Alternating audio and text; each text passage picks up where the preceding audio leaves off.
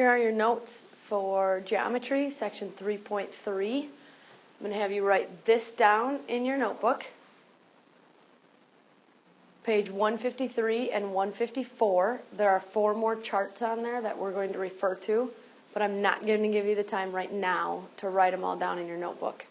If you want to or if you need to, you can go ahead back later, open up your notebook, and copy them all down, or pause this video, copy all 4 of them down, and then continue on with the notes.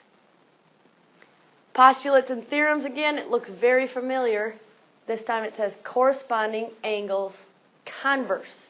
Corresponding angles converse. Before we just had the corresponding angles postulate. This is the corresponding angles converse postulate. And it says almost the same thing if 2 lines are cut by a transversal, which we said before. But now it says, so the corresponding angles are congruent, and that's what these little red marks are on here. Then the lines are parallel. So it's exactly flip-flopped, reversed, or what we call a converse of what our previous one said. Notice our previous one. Don't write this down. You already did. This time it says if 2 parallel lines are cut by a transversal, then the corresponding angles are congruent. Compared to this one, if corresponding angles are congruent, then you can conclude that the lines are parallel. So what you're looking for is 2 lines. We have no idea if they're parallel. They look parallel, but we can't go by looks. And these congruent markings, that shows that those corresponding angles are congruent. If those are congruent, you can conclude that line J is parallel to line K. Also, the alternate interior angles converse basically says the same thing, that if alternate interior angles are congruent, then the lines are parallel. So this time you would have alternate interior angles. If alternate interior angles are congruent, then you can decide that the lines are parallel. Works for the next. Alternate exterior angles converse. If alternate exterior angles are congruent, we'll put those in there, then you can decide that the lines are parallel. And then the last one, remember this from the other day, this time if you have consecutive interior angles, but they are supplementary. If your consecutive interior angles are supplementary, if that's true, then you can prove that those lines are parallel. Unfortunately, what they'll do to you every time is try to make it look like they're parallel. They'll make them look like they're parallel, and then when you're looking at corresponding angles, yeah, those look congruent. But they're not going to draw them to scale every time. They're going to ask you if they're congruent, and this one might say 59 degrees, and this one might say 60 degrees.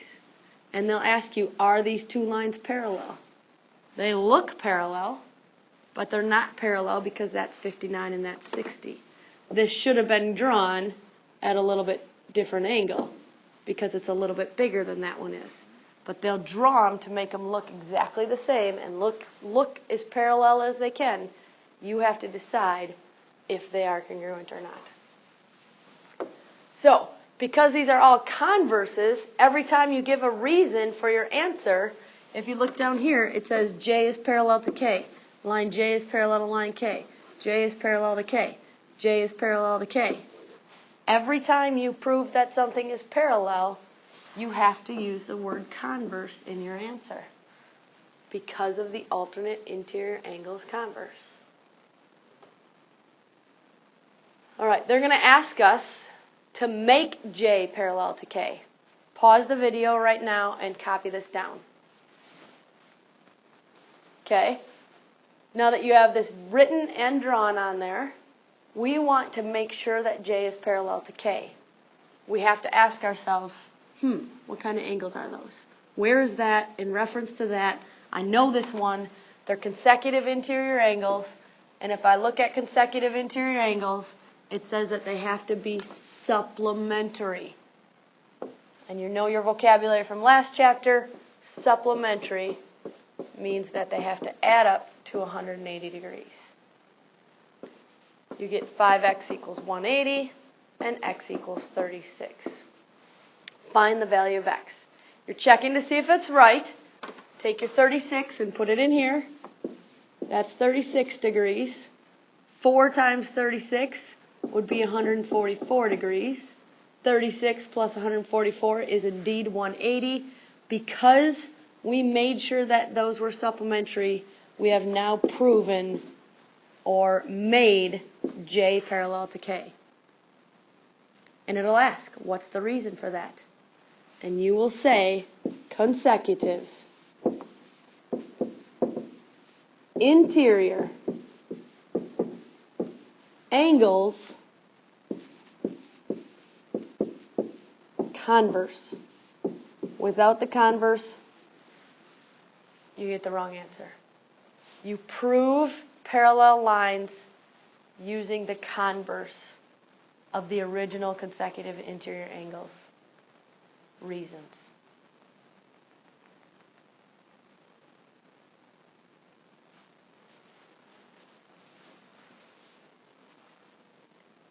All right, take the time to draw this diagram. Write down the words. It says decide which rays are parallel and explain the reason. Pause the video and draw and label this properly. You can put your points on here if you want. Most people prefer to see the points, not just the capital letters.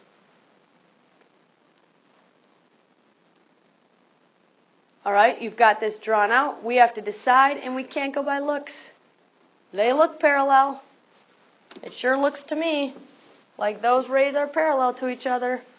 They're never going to intersect. They're coplanar. They're going to keep going, and they're never going to cross. However, we know that they are not parallel. They look parallel. And we know they are not parallel because 58 degrees is not congruent to 61 degrees. Oops.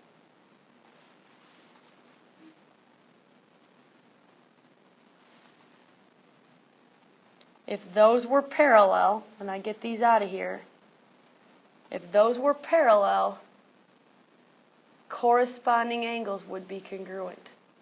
And in this case, they're not. But let's check the other rays. We've got another pair of options. Again, E and A, H and C look parallel.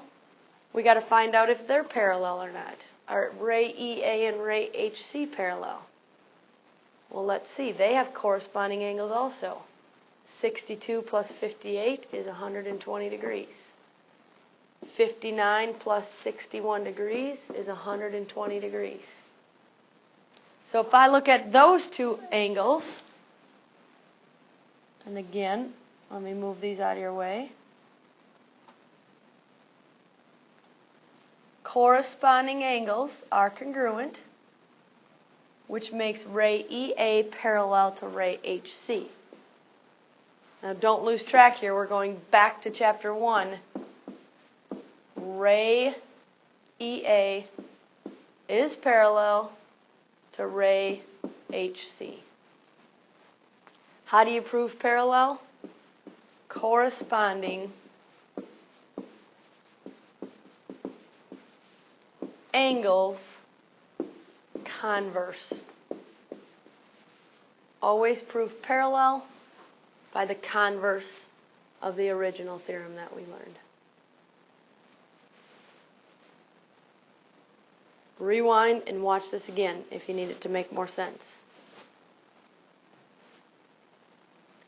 Lastly, it's up to you. You don't have to take the time to draw this and write it all down. You could just watch the video and pay attention.